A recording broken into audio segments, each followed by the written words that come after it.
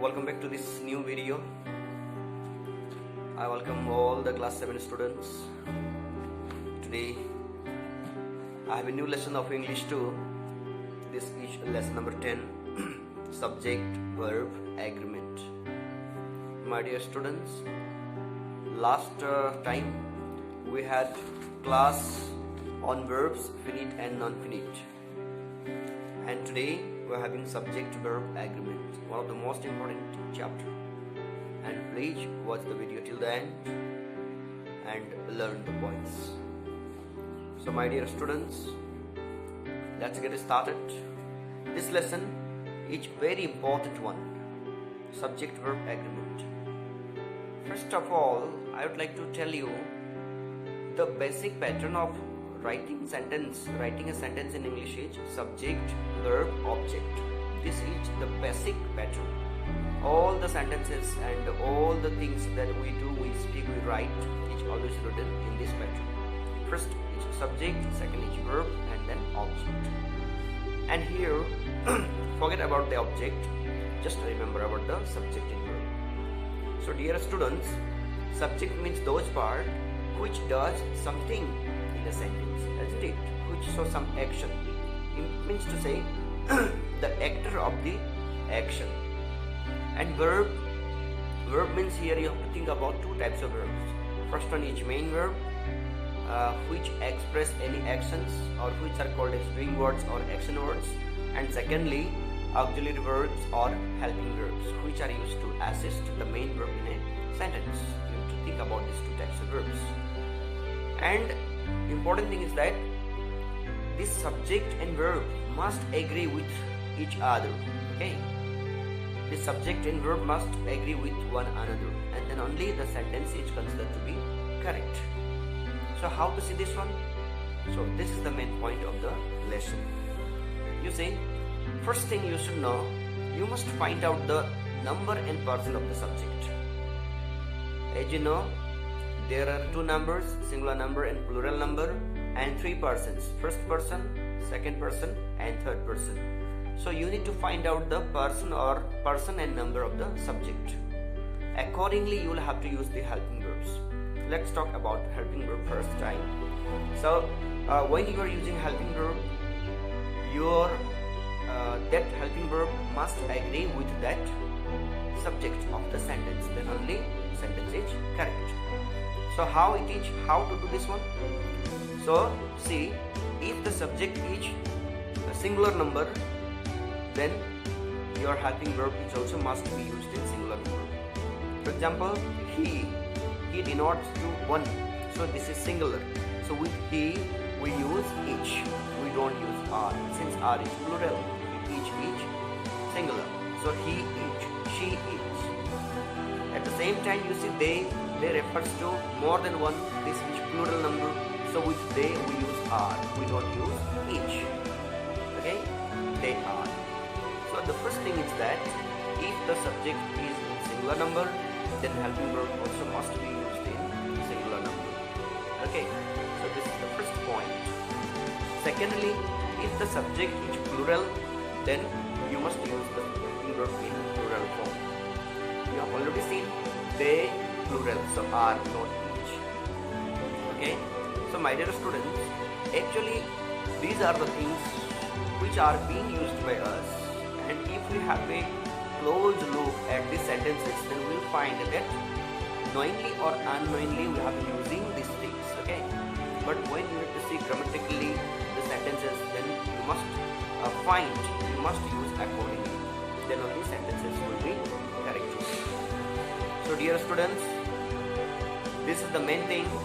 Okay, and then you see when the subject is a compound subject means to say two subjects combined together, two subjects used together, just with the help of and or something like that.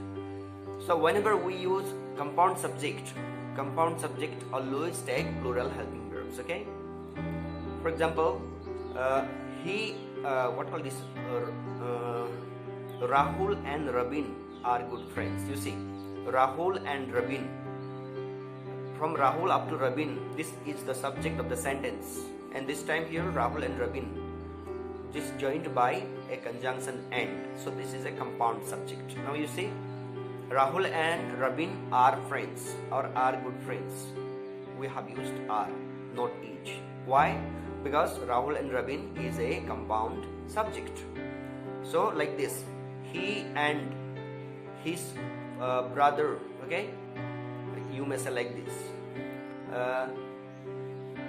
they and their friends, like this, okay, Mohan and Ramu, like this. So these are compound subjects, and with this you must use plural helping verb, okay. So this is to remember. And dear students, and one more thing, whenever subject ends with one, okay, like body, okay, in such type of pronoun you have to use singular helping verb. For example, everybody, okay, everybody is fine, not everybody are. Everything is fine, not everything are. Body, thing, okay, such type of pronoun which ends with this verb, you must say. So with this you need to use always singular helping verb. So my dear students, these are the main points, okay, how to use the helping verbs when the subject is in plural and is in singular. This is the main thing. So please, you go through the book and accordingly you just study. You will find everything there in the book also. And let's have talk about main verb. And what about main verb? You see, if the subject is singular number, then main verb remains the same, and plural number, then also main verbs remain the same. But if the subject is third person singular number, then you must make little changes. That means you need to add s or es with the main verb, and when the sentence is in simple present tense, okay, if the subject is in third person singular number, and third person singular number subjects means he, she, it, and nouns, means any name. When the subject is any one of these two and the sentence is in simple present tense, then one must add s or es with the main verb. For example, he goes, okay, she sings, Mohan comes, not only comes. So please don't ignore it. This is very important. Many a times it's seen that students neglect this single word, single letter, okay? Negligence, they do negligence with the single letter and they don't use. But because of that single letter, your sentence becomes wrong. So that is why one letter plays a very important role in English. So please, when you are saying sentence in simple present tense and main verb is third person singular number, then please add or add or es. Add s with some main verb, with some other main verbs. Use es. So dear students, this is called subject verb agreement or subject verb concurrent. So according to the subject, one must use according to the verb. It may be helping verb or it may be main verb. Okay. So this is the main point that the lesson teaches you.